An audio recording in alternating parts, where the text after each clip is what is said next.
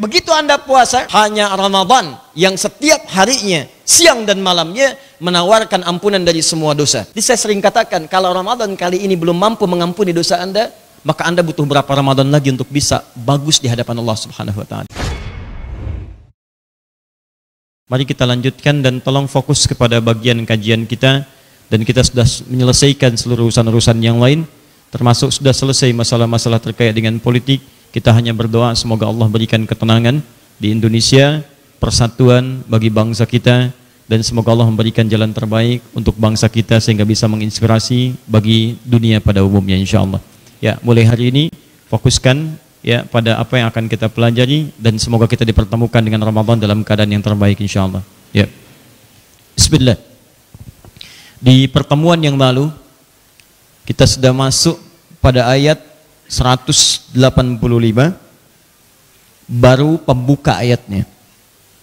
Di ayat ini Allah sampaikan, Syahrul Ramadan alladzi unzila fihi al-Qur'an hudan linnas wa bayyinatin minal huda wal furqan faman syahida minkumus syahra falyasum ومن كان مريضا أو على سفر فعدة من أيام أخر يريد الله بكم اليسر ولا يريد بكم العسر ولتكملوا العدة ولتكبروا الله على ما هداكم ولعلكم تشكرون.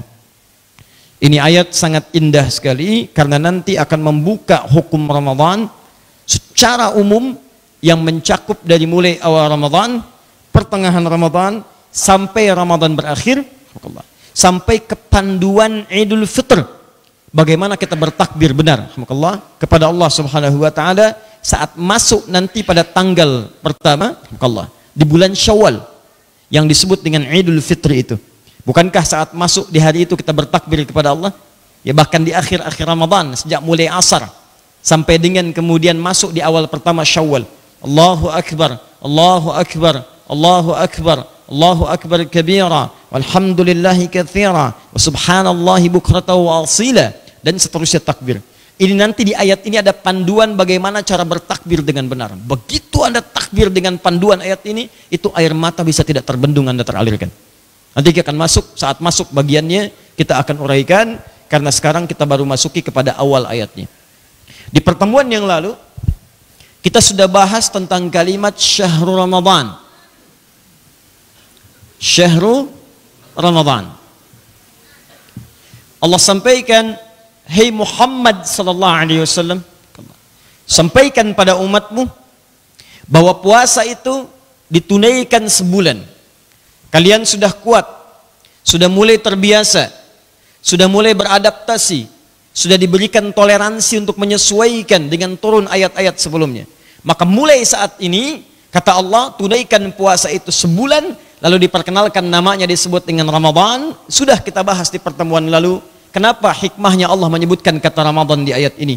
Salah satunya, Allah ingin berikan pesan, bulan ini bukan bulan biasa, tapi bulan saat semua dosa akan digugurkan oleh Allah Subhanahu wa Ta'ala, seperti teriknya panas matahari membakar dan menghanguskan semua hal yang terkena dengan sinarnya.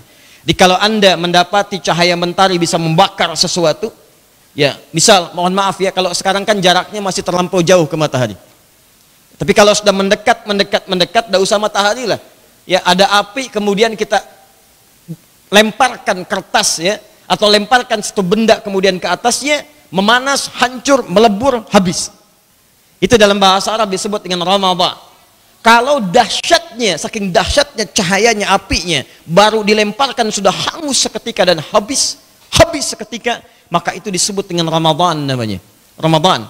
Seakan-akan Allah ingin sampaikan, ini bulan bukan bulan biasa. Ketika Anda hadir di dalamnya, ada peluang semua dosa bisa dibakar, dihanguskan tanpa sisa sedikit pun.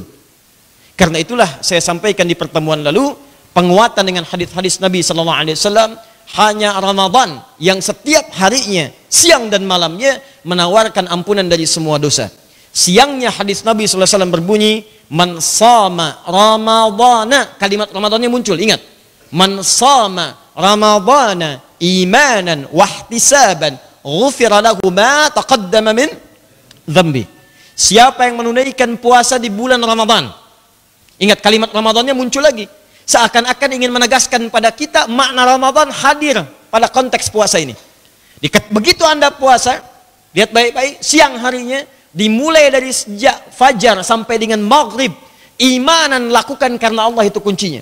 Wahtisaban, banyak mengoreksi diri, ingat-ingat dosa seperti saya ajarkan di pertemuan lalu. Tangisi dosa Anda, tangisi lagi, tangisi lagi. Belajar untuk menangis setiap hari. Di jalan, sampai dengan ke kantor, koreksi di tempat mana Anda berbuat dosa. Di pakaian mana yang Anda kenakan pernah berbuat dosa. Di pena mana yang Anda pegang pernah berbuat dosa. Di kendaraan mana yang Anda tumpangi pernah berbuat dosa. Istighfari, istighfari, wahtisaban. Ketika Anda istighfar maka turun ampunan Allah. Ghufira lahu ma taqaddama min dzambi, dibakar semua dosa. Sampai masuk ke maghrib, malamnya Anda qiyam. Man qama Ramadhana, kata Ramadannya muncul lagi. Hadisnya sudah saya sampaikan di pertemuan lalu, sudah Anda tuliskan. Man qama Ramadhana imanan wahtisaban, kalimat yang sama. Ghufira lahu ma taqaddama min dzambi. Malam harinya dia bangun, dia tunaikan salat. Di sela-sela rakaatnya dia mohon ampun kepada Allah. Lakukan karena Allah, wahtisaban, dia koreksi dirinya. Ikhlas karena Allah. Allahumma innaka afuwun tuhibbul afwa fa'fu anni. Ya Allah, ya Allah, ya Allah, Engkau Maha Pemaaf, penghapus semua dosa. Tuhibbul afwa, Engkau mencintai hambamu yang memohon ampunan. Engkau mencintai hambamu yang minta maaf untuk bisa dihapuskan dosanya. Fa'fu anni, maka mohon hapuskan seluruh dosa-dosaku. Paham? Maka itulah sebabnya kalau Anda mendengar kata-kata Ramadan, maka yang penting diingat, sandingkan dengan ingatan itu ada ampunan dosa mengalir di dalamnya.